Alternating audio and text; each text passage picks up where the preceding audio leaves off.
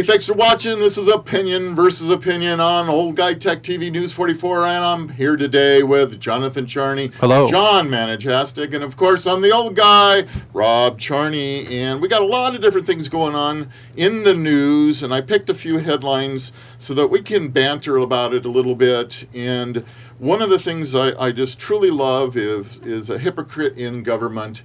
Surprise, surprise, surprise. So I'm going to start out with a headline that I pulled out that caught my attention, and it has to do with New York City, and it has to do with the commissioner of New York City at the moment. And he says, and I quote, "The commissioner has been one of the most outspoken supporters of anti-gun Mayor Michael Bloomberg's gun control incentives. Kelly regularly gave interviews in which he made his anti-gun sentiments known." Now, so since we have a new mayor of New York City coming out, he's lost his job, and now he's saying he'll no longer have his personal protection squad that went with him everywhere. So he is requesting that he has 6 taxpayer-funded detectives with him at all times. What say you? Get a concealed weapons permit and take care of yourself. He has, yeah. Oh, trust me, he's got a concealed weapon permit. He's just another one of those politicians that say, "Do as I say, not as I do. I'm better than you. I don't want you to have a gun, but I want to have all the guns," and it just gets irritating. Hey, he's much weaker than the GOP congressman or senator that got busted for possession of cocaine October the 31st, and it finally hits the news, but he voted for drug testing for people to get food stamps. Well, how about that Toronto guy? That guy's something else. Rob Ford. I mean, he looks like the guy from Saturday Night Live, Chris Farley. Chris Farley. Chris Farley incarnate. Yeah. And they can't remove him from office. And they've reduced his power by 60%, and they can't do it. And the amazing thing about Rob Ford is the Torontons love him. Yeah, I know. He went to a hockey game, and they were cheering him. And when the election comes October of next year... Oh, he'll be reelected, no problem. I'm not not sure that he's not reelected. So, no, he will be. Because of what you asked for. He's sorry, I said in a blue collar town, he's the hero. He's the average guy. He parties, he drinks, he snorts, he just gets into it, and yeah, of course, they just absolutely love him.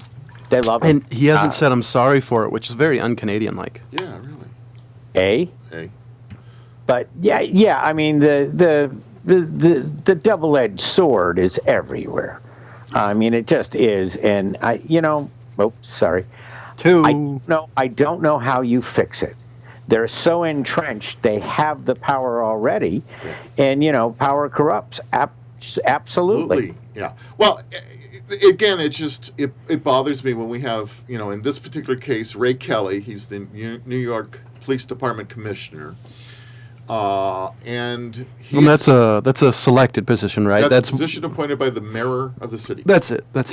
So and the commissioner is head of the law enforcement department in New York City, and so he thinks he deserves 6 full-time detectives to be his guard, like he's had his full term while he's been there, out of our pocketbook. And I see absolutely no reason that he can't take care of himself. He's got plenty of guns. He's got the permit.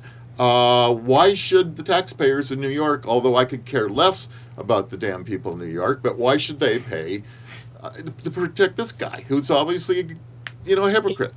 If he was appointed commissioner, he's got a couple of bucks to rub together. Yeah, if he wants security, then he should hire security. He just doesn't want to spend his own money. Hey, we have stopped. Obama will not have lifetime security for the president. Bush. It started with Bush. Bush Jr. Bush could have taken it. Jr.? Yeah. Oh, wow. But he said, no, I'll go 10 years, and then I'll do my own thing. And now Obama's got 10 years when he's out of office, and it's done. So if our own president, who knows everything that there is to know in the world of our country and all the secrets that he knows, after 10 years says, hey, I'm fine, I can defend myself, this commissioner in New York can take care of himself. They all have the amazing thing was I was listening to a piece on the internet, and they were talking about the president while in office, and some first ladies really objected. We don't always realize that he has to pay for his own food. He has to pay for his own cleaning. If it's a state dinner, of course, we pay for it. Right. But the president is not without expense while in office.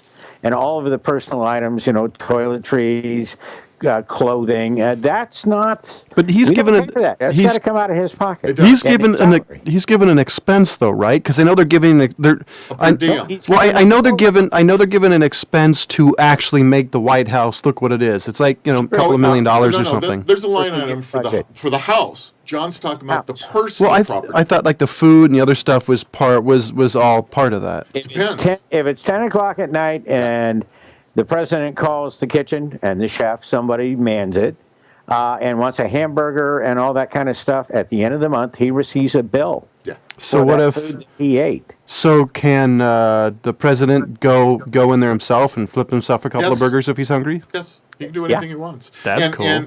But he'll be charged for the meat and the preparations and the condiments because that's his personal. That's his personal. He does get a per diem. The White House has its own line item. It's just his personal stuff: his toothpaste, his shaving cream, his own sandwiches.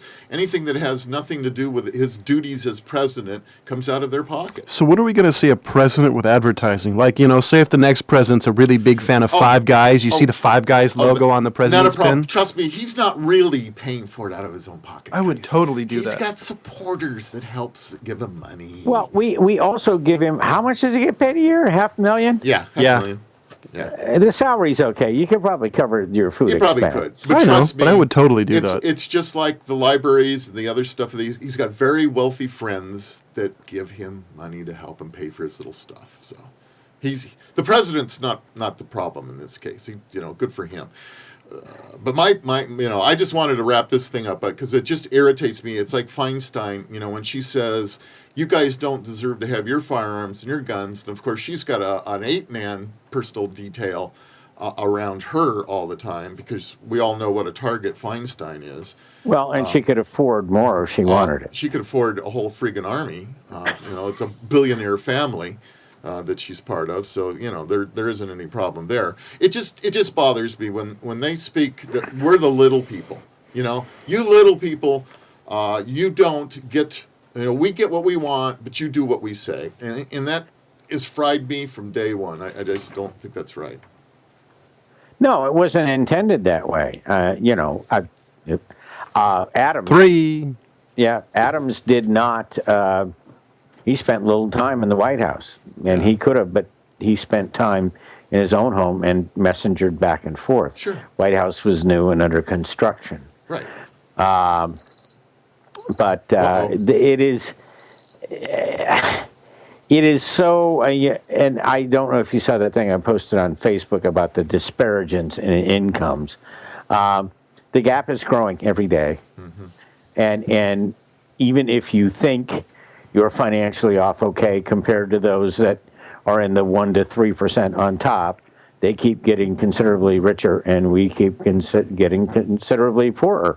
Look at the situation. I don't know if you intended to talk about it, but the situation at the Walmart where they're collecting food for other associates that can't afford Thanksgiving. Well, it's as we have spoken before on the small minimum wage, and that they're paid because that's all they're paid. How in the hell do you feed a family? You don't. Yeah, it's got to be a 2-income family at the least. They probably get some kind of a discount at Walmart. They do. No, they do. Really? Oh yeah. One of my good friend's wife happens to work at Walmart, and she gets discounts. And she also gets their medical through Walmart. I'll be honest, I'm surprised they give discounts because was it Sam's Club or Costco, one of those companies, you don't actually get, what you get for working there is you get the ability to buy stuff there, and that's it. No discounts whatsoever. Yeah, it's not true. I know Costco guys get paid pretty good, and they also get a discount. Really? Because I used to know a guy who worked at Sam's Club. He said, no, the only thing we do is we get to buy there, and that was it. Yeah. The starting wage at Costco is $11.50 an hour. Oh, see. plus benefits at 30 hours a week. So that's a little better. They get a little bit of benefits, a little bit better than minimum wage. So, but, In the top 10 poorest paid companies in the United States was Starbucks. Yeah. Starbucks started me at $8.75 an hour. And the managers are not timely on giving you your review and merit raise based on your review. And the thing of it is, after 30 hours, you get benefits. The fact of the matter, it cost you $80 a month for the benefit, and that was before the ACA. I have no idea what it is, but since I offer a work benefit, that's put off a year. That's saying if they give you benefits, they could dump it off onto into the Obamacare Act and make you get your own. Well, but they don't. Okay, Jonathan, they don't. We'll see. But they don't pay their people. It is a great job if you are a student because of the very flexible hours from 5 a.m. until 9 or 10 o'clock at night and on the weekends later.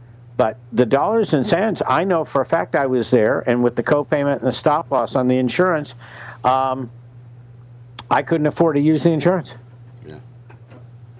And when I went to Walmart to get my prescriptions, they actually said, it's cheaper if you just buy it direct than if you put it through the insurance. Interesting. I wonder why that is. So, and I'm not saying that Starbucks, but they get a lot of credit for being and I guess tips are out, because I hadn't been to a Starbucks in a long time, and I've been there twice in the last 2 weeks, and was just galled by the fact I walked in one time and there was Thanksgiving blend, and a week later all that stuff was gone. It was Christmas now. Yeah. And Christmas blend. And that's near where you live, right? All the stores, even our stores. No, that was No, LA. I meant about the tip, though. I actually haven't paid tips. attention. I was in the store that I worked in yesterday, and there was no tip jar on the counter. And there have been issues about that. There was an issue in New York City because they're being ripped off. Like, there was one in our drive-through that guys would rip off all the time. And it became an issue in New York because somebody stole the tip container on the counter, and a customer went to chase down the thief and had a heart attack and died. Oof. Figure out the liability in that one. Well, Somebody's suing somebody for something. It's just in the gratuities. But I will tell my own personal case. My manager engineered in a way that I came up 1/2 hour short of the hours needed in the quarter to continue to have my medical benefits. nice person. Reminds me, when I worked at Hollywood Video years ago, I always worked like 38.9 or 39.1. I'm not quite sure how I got 0.1 of an hour, but it actually happened. I would get under 40 hours a week, so they wouldn't have to give me benefits, which was hilarious because my manager, who was supposed to work there 40 hours a week, I saw her maybe once an hour, and then she'd go off and smoke a couple of bowls and pass out somewhere. Whatever. I mean, the problem there is that we are losing our work ethic. I'm spending an entire week in independent study. These kids are getting short-sheeted academically. I don't want to go on at length, but it's an insult to the kids that get up every morning and come to school at 7:30 and spend 7:30 to 2:30 every day at school and have assignments and the enrichment of a classroom and a full-time teacher for each subject and all that. They show up 1 hour a week and have to do, 6 or 7 chapters in 7 days, and they can't make it. They somehow mysteriously get ill on the day and time of their appointment. They earn credits, and I don't even have the materials to accurately and properly correct their homework. Okay, well, I'm sorry for those kids. So, Wait, that's kind of... hey, we need to open Wait. 530-621-1210, 621-1210. Give us a call. We want to hear your opinion. I actually think, I don't know if you want to do, but I think it's interesting. This is John's kind of... wants to make it his bread and butter. So what to you is the downfall of the current education? Like short like if you could do bullet points, if you were discussing with somebody, what do you see that's going wrong in education? The Obama administration has done nothing about No Child Left Behind, which is severely flawed system, and at least in the districts I'm in, it's all about the test. And you have a short academic year in California. I'm not sure that we took the 2 weeks off or not, because we were going to cut the academic year down by 2 weeks. But when the Casey and the STAR tests come up, you go off curriculum and on to preparing students to take and pass the test. It's flawed. We've done nothing to improve it. We have given Los Angeles, the LAUSD, and San Francisco USD are on waivers right now from No Child Left Behind. But Arnie Duncan, the former superintendent of schools in Chicago, who was supposed to be such an academic and educational whiz, has done nothing. And there has been great, I said, I'm getting into my 4. No, that was 6. Who's but counting? he was it's a crutch word, and I don't want to use it. I don't want to But use it either. he's not doing anything about it. They played games with education. Our friend Rick down in Texas, the governor down in Texas, his last name escapes me, but he couldn't remember that he wanted to get rid of the Department of Education. You have to realize that the Department of Education only came to exist during the Carter administration. It's not been there, and I don't know its usefulness. At the end, but money comes from the feds to the state, but it's certainly not working out and holding us to the line. And Wait, so the money goes from the state to the Fed to the Department of Education back to the state, then the state gives it to the school district. it's a circuitous route, to put it mildly. I asked the kid. I pointed out to kids daily. I can remember in middle school, they took roll once a day in homeroom, and we take roll once a day.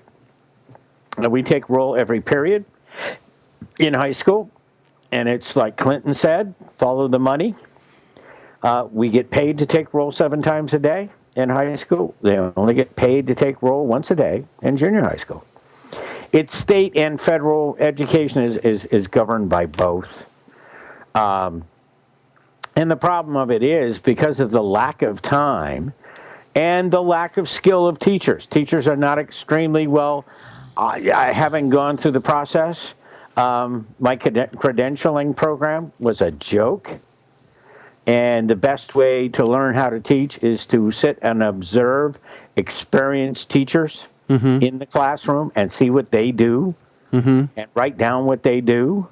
And even when you student teacher, the teacher's only supposed to be, you're only one supposed to watch them for 2 weeks and then you're on your own. Which is a kind of that, dropping you in is tough. I have been in situations where I got no pacing guide. I had no materials. They weren't available. And the teacher was no help on a long-term situation. I didn't know where I was supposed to be. I didn't know how I was supposed to get there. I had continuation of high school kids. A lot of programs in districts are to make sure they keep the ADA, the student money, so that they have a continuation high school, and if they flunk out of the continuation high school, they then go to the county, and so that they maintain the money. It's all about the money. It has nothing to do with academics. I didn't know that because we have that here. Here we have an independent high school, we have a couple of community high schools, and then there's the charter school. And generally the next step after that, and I'm not kidding, is jail. Yeah. Well, I've taught at everyone there is possible to teach at. I've taught AP subjects, substituting and AP classes. I've taught continuation high school, which are kids that chose or were such a discipline problem that they wouldn't. So, and again, it goes away from earning a grade to now getting the credits. So you need So the question really is, do you think if they fix the things you listed, would it actually make a difference because of what's happened in the U.S.? And the reason why I ask this is because, like you've said before, there's not really any jobs. All the jobs now in America are service-oriented, or where, you're buying something. There's no jobs that used to be far as manufacturing jobs. There's no jobs you can actually a middle income could make a living, not according to 1950 Except and in the 1960. county where I live, because the oil industry will provide you with a $100,000 job with nothing more than a high school diploma. Mm-hmm. You can work for Chevron. If you get in one of the majors, and want to put your body online, although I have a friend whose son makes six figures in great retirement, works for Chevron, but has to deal with radiation, has to put on a radiation suit to do part of his job. It's a part. So there are physical threats and dangers. But when you get to education, I would just share with you, Jonathan, that when your father and I went to college, I went to high school and college, but in particular high school, I am amazed as a history teacher to walk in, and Vietnam is a section in the book that's about 12 pages with pictures, and they have paragraphs that of course Vietnam was going on while we were in school, but everything they have paragraphs where we used to have chapters. And then World War II is maybe one small chapter. It's a couple of chapters, pre-post, pre, during, and post. I'm a social historian. I'm not particularly a military historian. Part of the clamor that in this deal were the 5 past presidents all read the Gettysburg Address, and Obama, the one he read, didn't have "Under God" in it. Oh, I did. I finally read why. Did you hear why? Well, because there were different versions, and Ken Burns gave him the version that did not have "Under God" in it. If I was there for him to omit, nor did he ask for it to be omitted, the producer, Ken Burns, provided him the copy he provided him, did not have the "Under God" in it. I don't believe how much Ken Burns did this. This to me is hilarious, because this is how much everybody wants to blame Obama, and it's all Ken Burns' fault, and Obama's getting it in the shorts because of it. I actually think it's hilarious. And if you want to have your basic liberal, it would be Ken Burns. So why does he saddle the where? And again, the Pledge of Allegiance hasn't been around that long, and "Under God" was added in 1954, and it was added because of the Red Scare and McCarthyism. And the fact that we were totally freaked out about communism, and communism is godless. Yep. So we put "Under God" in there to say that we had freedom of religion. It should have been "Under God's," would have been more correct if you wanted to underline the First Amendment and freedom of religion. I kind of think that's being a little pedantic. Well, what I would do is it simply would stay as it is, under God, because it could be your God. It doesn't matter which God it is, if you believe in a God. And I, for many years, recited it as liberty and justice for some of us. Yeah, well. Because I didn't see any equality in the 60s of, that everybody got an equal share of liberty and justice. It was a very difficult time during the Vietnam War to feel warm fuzzy for our government, considering what was being forced down our throats. So again, the civil disobedience was: did you stand for the national anthem? Did you recite the anthem the way it should have been? Or any of those little things built up in the 60s as kind of your little bit to protest what was happening at that particular time. And whenever anyone posts on Facebook the Pledge of Allegiance and we ought to do this, and folks, and I'm sure that Rob has seen my retort, outside of this independent study where I would take the time with every individual student to recite, to do the pledge, and some days I actually think I should, in any classroom, especially during the period when they read the announcements or run their video announcements. The out from that, at least in the districts I work in, is, and now stand for the Pledge of Allegiance. Don't be led by your teacher. It's a California state law. But I have been in classrooms in a very conservative area where I live where there is no American flag. Yeah. I kind of think I've always kind of thought the Pledge of Allegiance was a tad bit creepy. Really? That's not. You're an American citizen, and you should salute that and recognize that on a daily basis. I don't know. There's also not a lot of. I just remember in school say, "You've got to do this. No choice. Do it." Blah blah blah blah blah. You know. Oh boy, Jonathan. Hey, you said just did a number to me. Well, here's the reason. Here's the reason why is because if it's pledging allegiance to the idea of what American stands for, totally down for. Well, but if I'm pledging allegiance, what is this flag for, John? Well, why do I have a flag in our studio? Well, here's the thing. It could represent multiple things, really, depending on which way you look at it. It represents the United States of America. The idea of it, or what we're currently doing. It has nothing to do with except. I'm proud to be a citizen. I'm proud to say I'm an American. Well, see, here's the thing. I never this actually. Represents the here's country. the thing. I never said I wasn't proud. I just always thought the idea of pledging my allegiance to a country. I've always found that a little interesting. Well, that's because you've never lived under tyranny. Well, yes, this is true, but this is also, Hitler made everybody swear oaths to him. Jonathan, the Pledge of Allegiance is, I pledge allegiance to the flag of the United States of America and to the republic for which it stands, one nation under God, with liberty and justice for all. I pledge allegiance to the flag. Again, it is that material symbol, that flag, whether you like Obama, whether you hate Obama, whether you like W, but you see, regardless of whether I'm getting my constitutional rights at the level that I want them or not, I am not ready to repatriate or deny my citizenship. And pledging to that flag says, hey, I am an American citizen.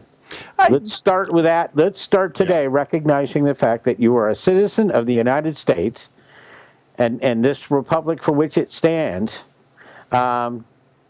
I have no problem with it. This flag, Jonathan, I know you're going to jump in, but this flag represents the ability to do what you're doing right now. Yes, I do actually know that. Okay, so for those who don't know that, that's what this is all about.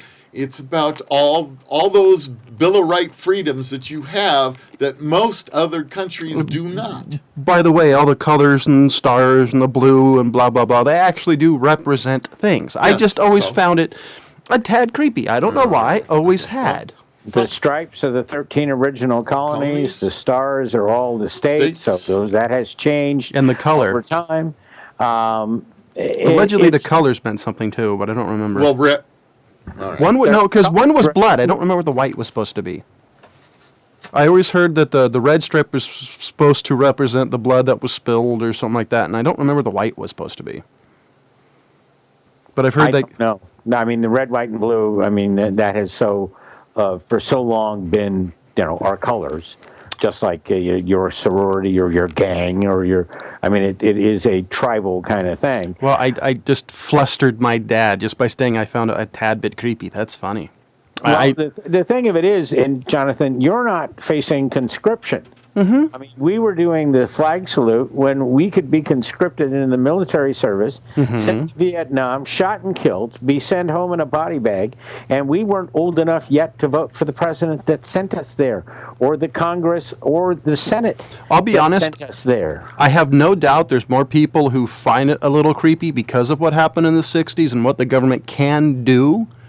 Than anything. If you love this country, if you love the concept that this country was founded upon, if you are an American, you need to stand up and salute the flag every day. Just do. Otherwise, we lose the commonality, the patriotism, that to which that knits us together as the American people. Wrong, right, and we've been wrong, and we've been right, and we've been misguided many times through history.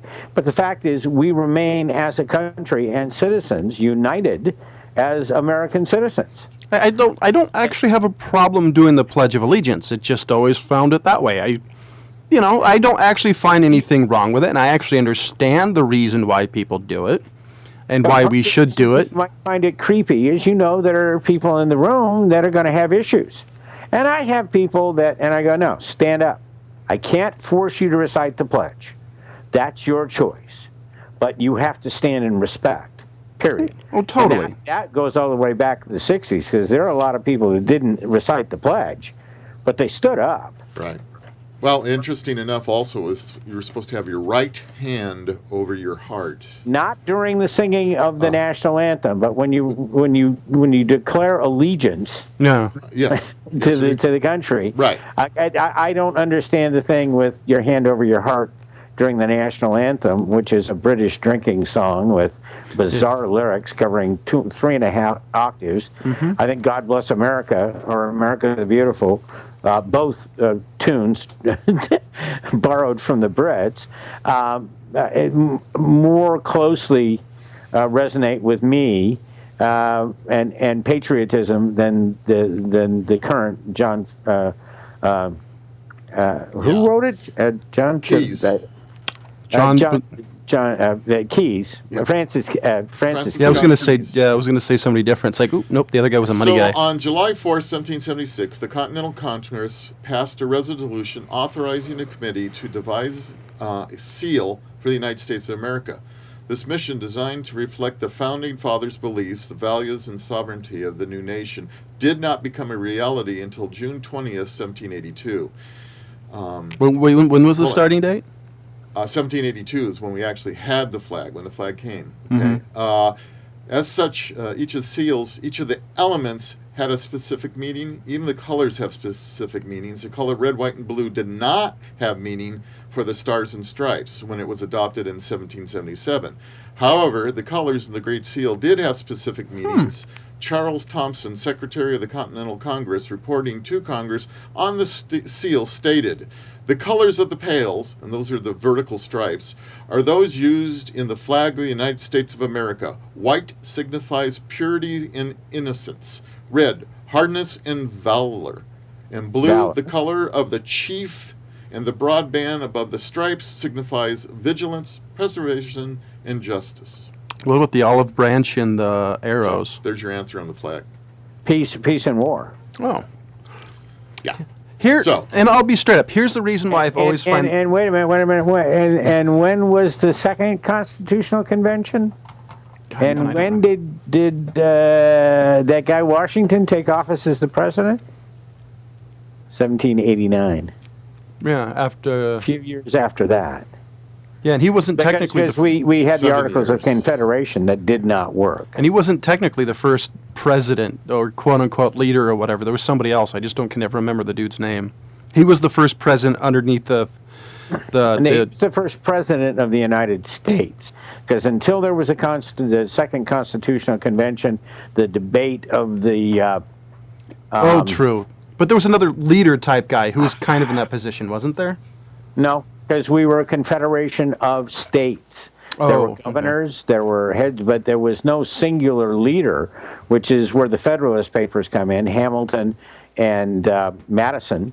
Jefferson really wasn't in the middle of that. And Hamilton contending that we could have a president that wasn't a king. And, the Federalist Papers to this day remain some of the most brilliant conversations and conflicts over governance and government ever written. And Madison and Hamilton were brilliant, and they both took sides, and sometimes not the same. It was for the sake of the argument to come to a conclusion and to build a compromise. I never realized just by stating something random that it would have had such a reaction on my dad. Now, you don't understand. You're so far removed from coming in from another country. Being second generation here, when you realized what our grandparents went through and their parents went through, maybe it means a little bit more. I actually get it, but I'm coming from this is the fact that I'm pledging allegiance to I'm this. just very happy not to be a Russian. Well, no, because that's where I would have been. Well, yes, I am not disagreeing with that. Well, just what I'm saying is I just, the pledging allegiance to, Yeah, all right, we got your point. Hey, let's move on. Another topic. Wow, Sure way to really, try to knock down your son. Done. Fine, Hey, I'm just going to walk away, No, don't. I'm done. I'm done. That's okay. Let's move on. That's what's nice about the live show. Go ahead, John. If we didn't care, Jonathan, we wouldn't tell you to shut up. Sure, I see how it is, All right, so what was it? Way to knock a guy down for exercising his First Amendment right, by the way. That's right. So what's your conclusion then? I just always found it a little creepy. I don't have an issue with doing it. I know why I do it, and so I do it.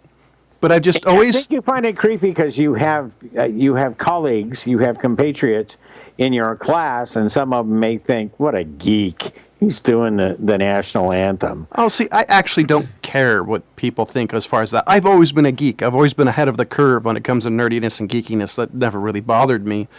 It's just... Never bothered your father either. True. The thing historically speaking, and this is my limited understanding of what I've paid attention to and fascinated, is pledge allegiance to something, and that allegiance is... Like the Republicans took it one way, Democrats take it another way, and the thing I don't think people understand is when you're pledging allegiance, it's not to any group, it's an ideal of what the country should be. And I think that's the problem. That's the reason why I find it creepy, is because you move it one way. Patriotism is formed on this because you're a right-leaning guy, or it's because you're a left-leaning guy, when it's really, the idea is the freedom the United States represents to fail or rise by your own footsteps. I have no problem pledging my allegiance to that because it gives everybody to the ability to be their own man. Yes. That's why we are all, and at the end of the day, we are all Americans, and that to me is the issue with the rhetoric and the nasty. I don't really hear the liberals being quite as nasty as the conservatives. You got GD liberal. Oh, they're not. Guy. You haven't listened to Combs then? You haven't listened to... But Combs got... But here's the thing, but no... Combs anymore on the Lost Radio Network. Yeah, I think John is right a little bit. I think John is right is because the flag itself, the whole patriotism thing is more of a Republican, more right-leaning thing. And I'm a registered Republican, and that's why I find it creepy, is the fact that don't co-opt that, because the bozo on the other end, who you vehemently disagree with, is exercising his right. Pledge allegiance. I will protect. I think that you're wronger than wrong, but I'll protect your right to speak your voice till with my blood. So that's the issue. So you agree with me? I believe me. My job he just doesn't want to say it. A teacher of social science is to teach civics, and you should vote, and you should complain, and you should. You should demand regress for grievances and issues when you don't think it's right. You should, as I say here on a regular basis, you should get out and demonstrate about things you don't think are right, because that's the only way that the United States of America has found change and growth, when the people say, hell no. Not okay. So my question is, and when teaching that and showing Gandhi, which I try to get across to people, that nonviolent civil disobedience is at the end of the day the most effective way to get government and to get your country to be the country that you want it to be. So now do you see why I find it kind of creepy? Is because how it can be co-opted so easily, and people. Well, one can or not, but if you really understand, if one was to teach civics and what that means to be an American, which means that what I don't think that there are welfare cheats, and I'm so idealistic about the whole thing that I think that sometimes people overreact to minority points of view. But I think your father's right. We've kind of beat this Pledge of Allegiance thing to death. Well, I want to hear his opinion, because he was here shaking his head. I gave my opinion. I feel so strongly about being part of this country. Well, yes. All right. that you telling me that you find it creepy. But I told you you're my right.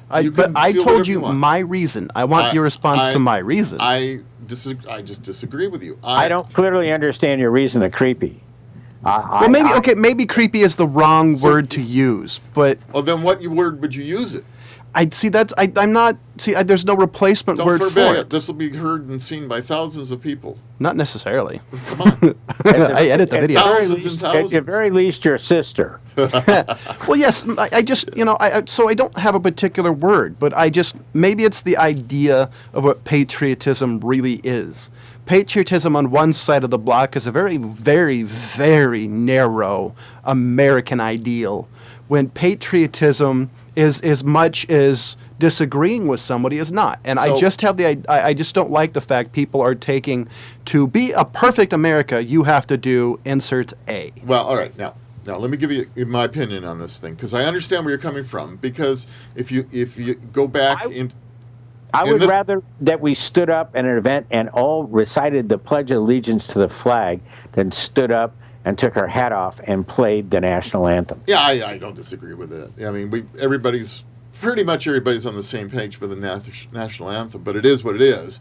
But the Pledge of Allegiance to the flag, because I feel so strongly about being part of this country, and the fact is, it has allowed us to do this show, to voice our opinion, to get it out to, if there's one person watching, we're here, we have our opinions, we get them out. There's a lot of places in this world where you can't do what we're doing right now. Oh, true. And there are people out there fighting for it. So to me, it means my ability to have rights in this country, the Bill of Rights, that state that, you've got certain freedoms that many people in other countries don't have. So to me, the flag gives me this ability to do that. No, I don't disagree with you. So creepy was the wrong word. It's just there's no word I could use that would really describe my annoyance with Republicans, Democrats, Greenpeace, or whoever saying it's, their particular. If we take it a step further, with your opinion, I understand what you're saying. So,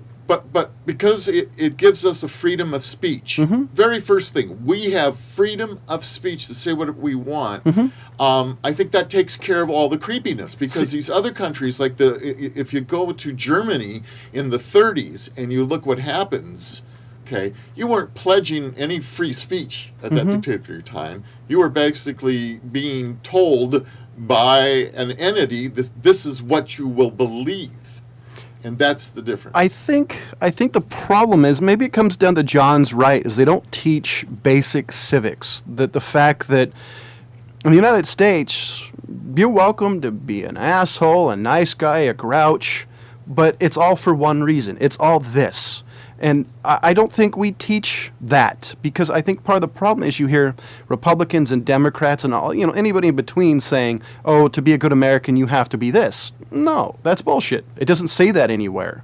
You're allowed to, and that's the problem. I find the current era of rhetoric, Boehner's not going to bring it to the floor for a vote, that these ideological dividing lines are un-American.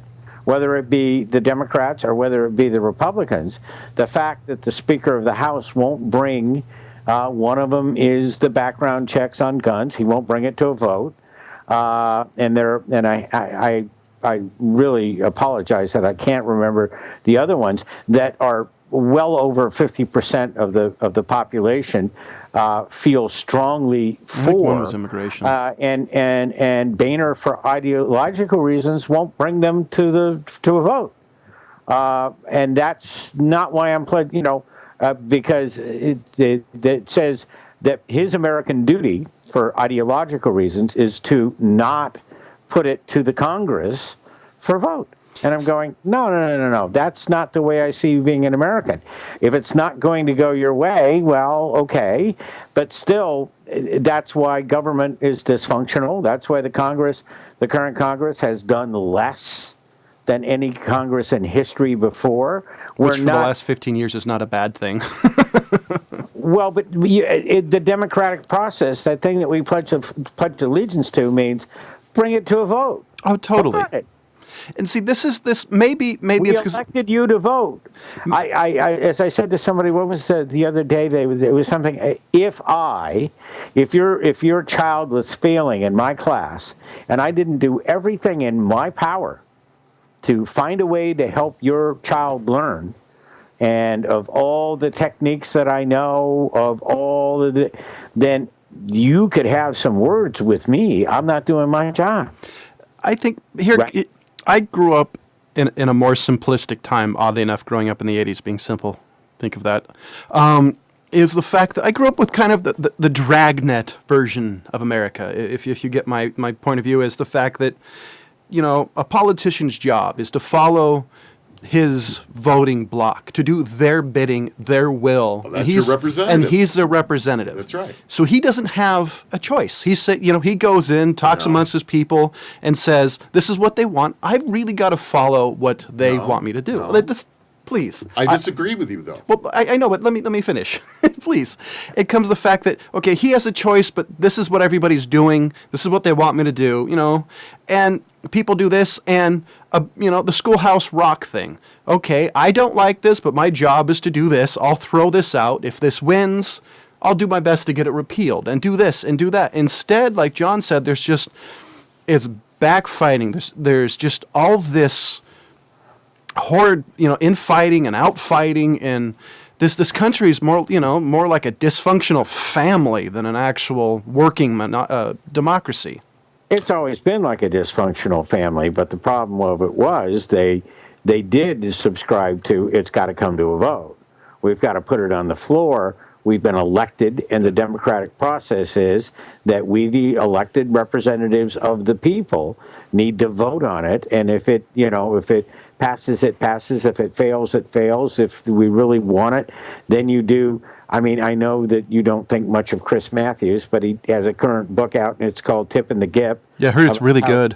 About how Tip O'Neill and Ronald Reagan worked together, and ideologically, and that was the thing about Reagan. He was an irascible, very American. He maintained his individualism, but he also knew how the process worked. I think in some ways it helped. He kind of was around Hollywood, so being a conservative in Hollywood, I have no doubt that helped him a little bit. He was president of the Screen Actors Guild. That's where he got his experience, and there was and so he was a conservative running a rather liberal organization. Yeah, and who kept getting reelected because he somehow knew how to compromise and find the way to make both sides make it work. So I think you hit on the point that we're talking about with government right now is the ability we've lost the ability to compromise, and to some people that word compromise drives them crazy, and I understand that. However, we're a country of consensus, and the whole idea is to have the discussions like we're having right now, talking about our points of view. And our representatives, when you say, hey, you know what, we elect our representatives hoping that they will continue with our point of view. But many representatives have proven themselves to be truly independent in the vote either their conscience or who has ever paid them the most amount of money. We've seen it both ways, of course. And we, go ahead. Go ahead, no. We have people currently that represent gerrymandered districts. John Boehner spent not dime one to run for re-election, right, because his district in Ohio was going to elect him one way or the other. You might have to explain gerrymandering, because some people actually, believe it or not, there's a lot of people don't understand some of the terms. Well, hold on, gerrymandering is to draw congressional, or I mean, it could go as Tip O'Neill said, all politics is local.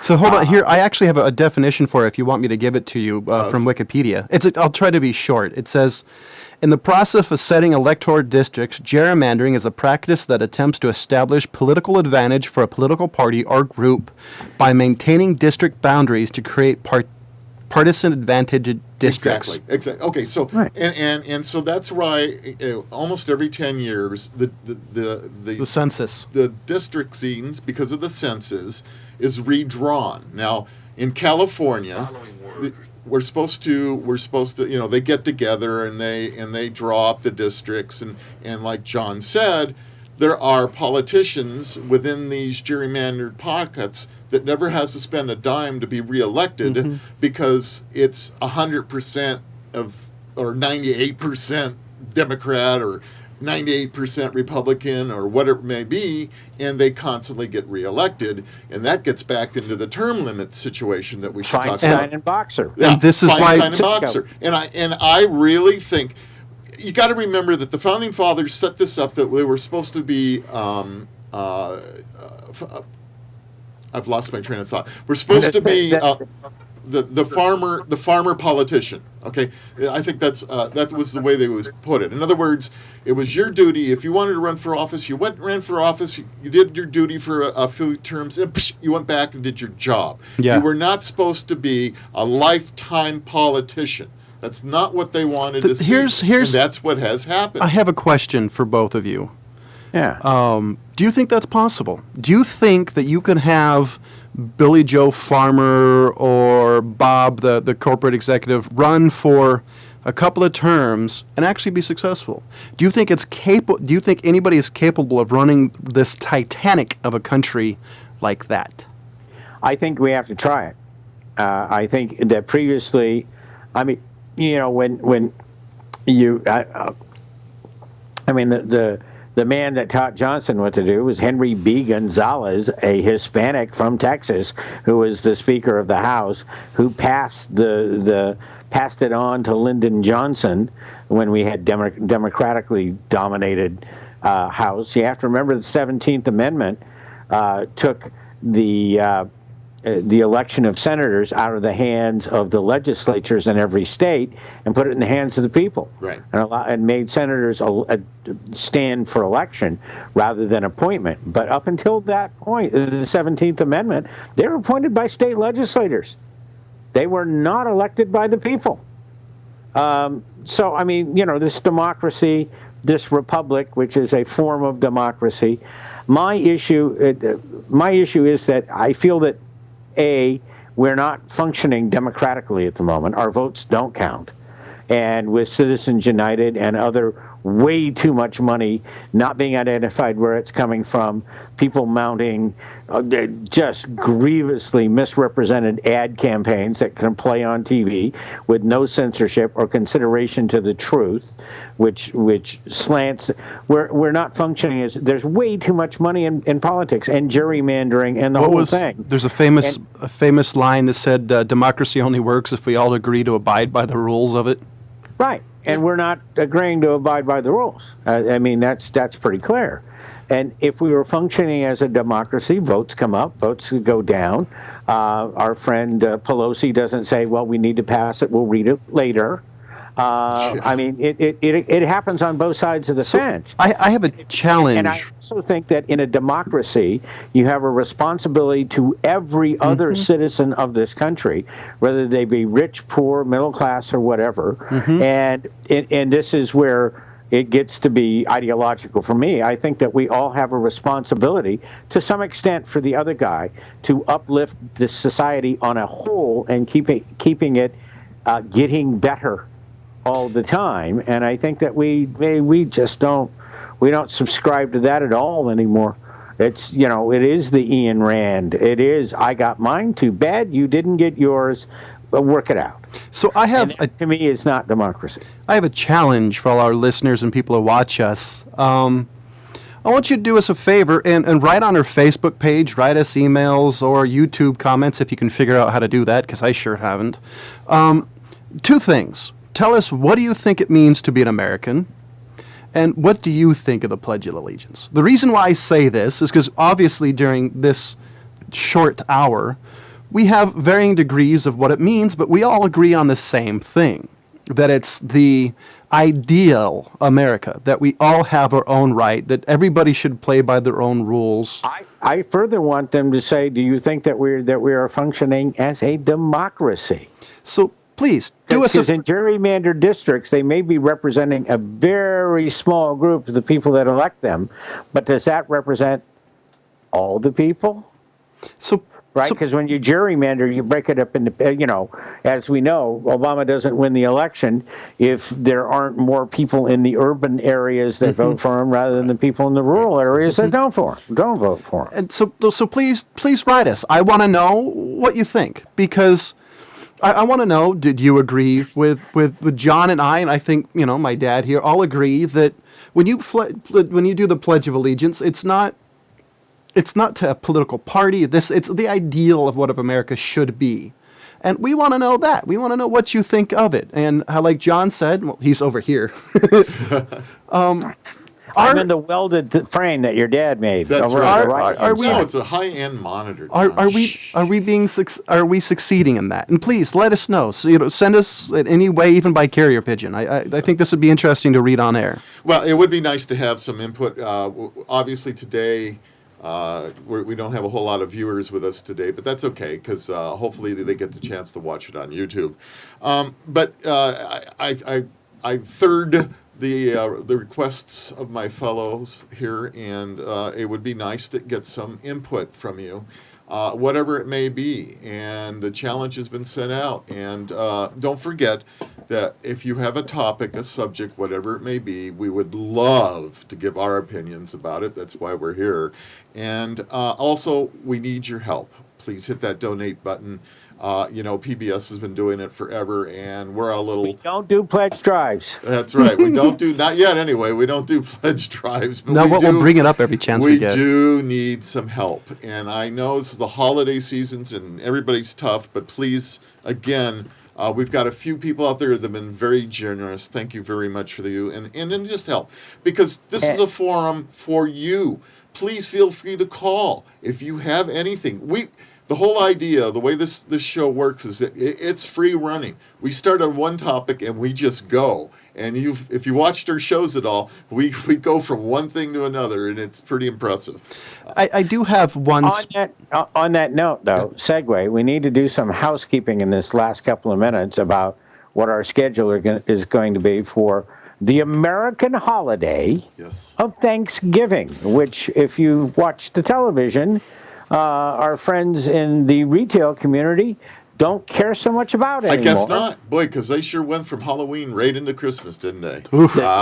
So what John's talking... highest spending holidays in the year. Black Friday for the win. So, yes, we are going to not do a show next week, next Wednesday.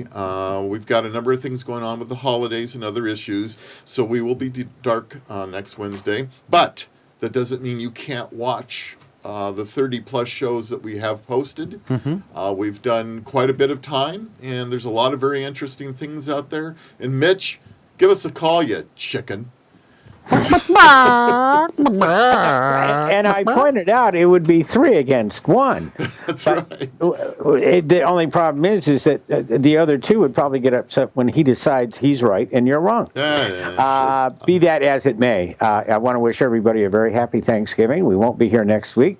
We want you to get together with your friends and your families and celebrate this fabulous country that we've got and the Constitution. And, sometimes if you're a history buff, you'll see that we ebb and flow. We go in different directions from time to time, but that is the beauty of this democracy. So celebrate it. Have a turkey leg. Eat it. Celebrate our American Day of Gluttony next Thursday, and you won't have us to kick around on Wednesday. That's right. The other thing I want to say is... 2 things. Make sure you check out Real Flicks Reviews. It generally posts on YouTube on Tuesdays.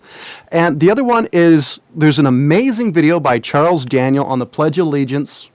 Take a look at that. It's actually one of my favorite videos done ever on that. So check that out, and don't forget to watch Real Flicks Reviews. Hey, listen, why don't you put a link onto that Charles Daniel? It's right on the Old Guy Tech page. I put that right now. Okay, great. Hey, and watch it and judge it. Yeah, watch it and judge it. I, too, want to wish everybody a happy Thanksgiving, whatever Merry it may Turkey be. Day. I think Hanukkah's coming up, too.